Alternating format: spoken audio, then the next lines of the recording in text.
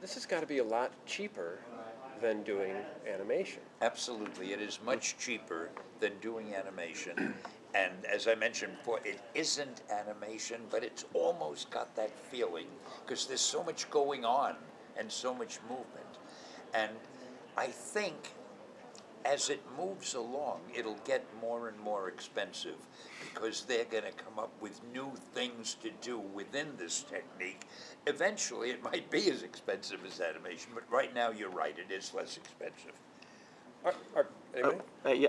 Before Disney approached you with the idea of this new method of storytelling, was pushing the medium of comics, was that something you were interested in doing? And I had never thought of pushing the medium, Yeah. really. I'm not a medium pusher because no, that's a technical thing, Yeah. and I'm not really a technical person. I just like to tell stories.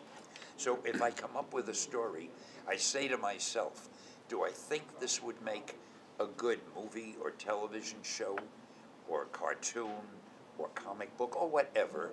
And then I try to aim it in that direction. But I have never thought to myself, here is a new way to produce a movie or to show a movie, because I'm not good at that. Okay. I was just curious, what is it about time travel that was so appealing to you? Well, I've always found it an interesting subject. I've written a lot of time travel stories and comics in years gone by, and I thought I had an unusual type of story here because I hadn't seen, usually the average time travel story, someone travels in time and gets trapped and can't get back and there are dinosaurs, stuff like that.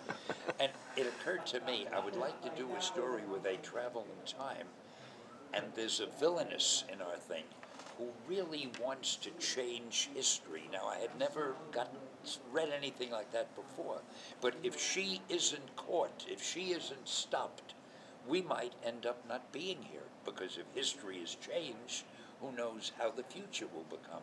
So I thought that was there's more to it than that. That's just a fast summary. I thought that would make a good story.